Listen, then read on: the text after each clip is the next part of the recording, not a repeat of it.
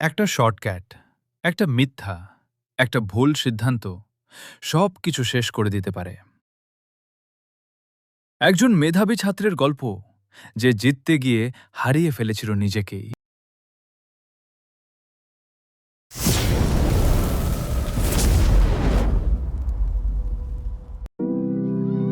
একটি ছোট শহরের একটি স্কুল, যেখানে প্রতিদিনের মতো আজও শুরু হয়েছে নতুন দিনের ব্যস্ততা। ছাত্ররা কেউ খেলছে, কেউ গল্প করছে, কেউ বা আবার নিজের নিজের স্বপ্ন নিয়ে ব্যস্ত। এই স্কুলেই পড়ে আরিয়ান, ক্লাস 8-এর ছাত্র। সে খুবই বুদ্ধিমান, তীক্ষ্ণ মস্তিষ্কের ছেলে, কিন্তু তার একটা সমস্যা আছে। সে সবকিছুতেই শর্টকাট খোঁজে। এইবার সায়েন্স প্রজেক্ট প্রতিযোগিতায় আমিই জিতব।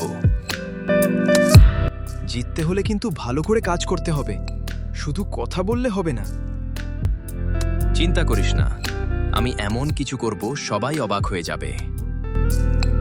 কিন্তু সে জানত না, এই আত্মবিশ্বাসী তাকে এমন এক পথে নিয়ে যাবে যেখান থেকে ফিরে আসা সহজ হবে না।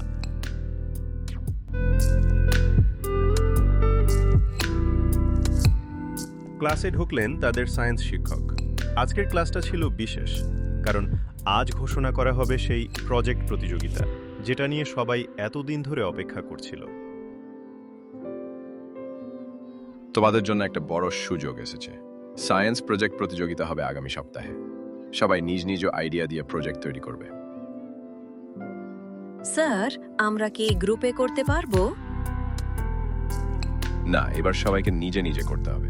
এতে তোমাদের আসল দক্ষতা বোঝা যাবে। এই কথাটা শুনে আরিয়ানের মুখের হাসি একটু ম্লান হয়ে গেল। নিজে করতে গেলে তো অনেক সময় লাগবে।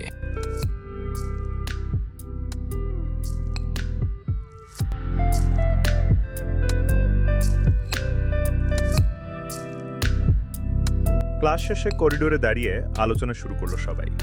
আমি ভাবছি একটা নতুন আইডিয়া দিয়ে কাজ করব। হ্যাঁ, আমরা যদি নিজেরা করি তাহলে শিখতেও পারবো। তোরা এত কষ্ট করছিস কেন? অনলাইনে তো হাজার হাজার প্রজেক্ট আছে, সেখান থেকে নিয়ে একটু বদলালেই হয়ে যায়। না, এটা ঠিক না। নিজের কাজ নিজের মতো করাই ভালো।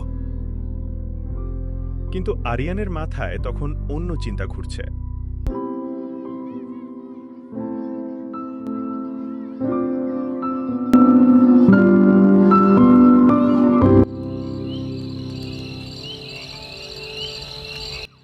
রাত গভীর, সবাই ঘুমিয়ে পড়েছে, কিন্তু আরিয়ান জেগে আছে। তার সামনে মোবাইল ফোন, আর তাতে খোলা একটি ওয়েবসাইট। এইটা তো একদম পারফেক্ট। এমন প্রজেক্ট কেউ বানাতে পারবে না। সে পুরো প্রজেক্টটা কপি করতে শুরু করলো, ছবি, লেখা, সবকিছু। হয়ে গেছে, এখন জেতা শুধু সময়ের ব্যাপার।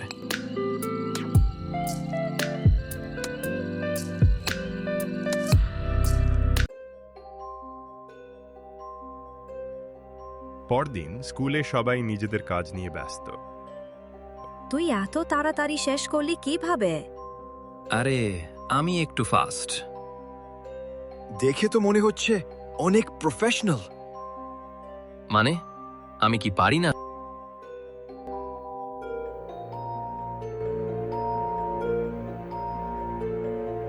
অবশেষে সেই দিন এসে গেল। স্কুলের হলরুমে সাজানো হয়েছে সব প্রজেক্ট। বিচারকরা ঘুরে ঘুরে দেখছেন। এই প্রজেক্টটা কার? স্যার, এটা আমার।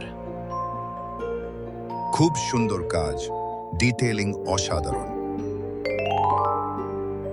সবাই অবাক হয়ে তাকিয়ে আছে, কিন্তু কেউ কেউ সন্দেহ করছে।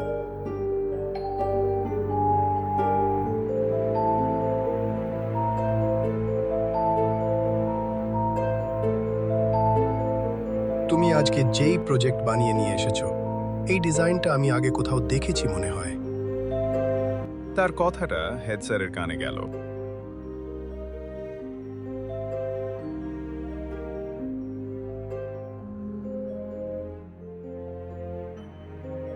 হেড, স্যার আরিয়ানের প্রজেক্ট নিয়ে খোঁজ শুরু করলেন।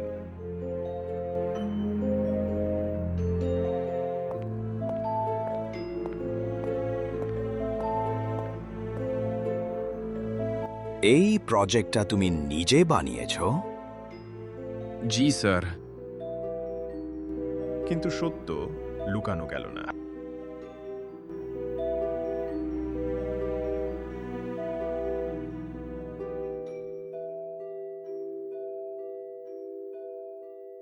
তুমি পুরোটা ইন্টারনেট থেকে কপি করেছো? এক মুহূর্তে সব শেষ হয়ে গেল, তার সম্মান, তার আত্মবিশ্বাস।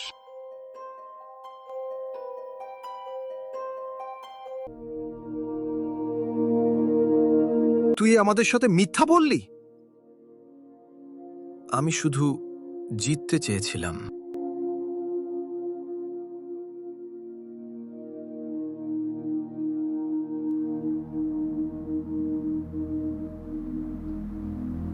জেতা বড় কথা না, সৎ থাকা বড় কথা।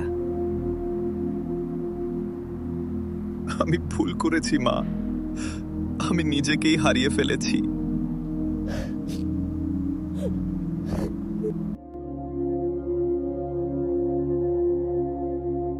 পরদিন আরিয়ান সাহস করে হেড স্যারের সামনে দাঁড়ালো। স্যার, আমি সত্যি বলছি, আমি কপি করেছি। ভুল করলে শাস্তি আছে, কিন্তু সত্য বলার সাহস বড়।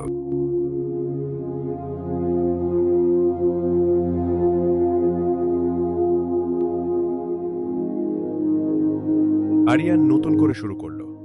এবার সে নিজে নিজে কাজ করছে। এইবার তুই নিজের মতো কর। হ্যাঁ, এবার আর শর্টকাট না।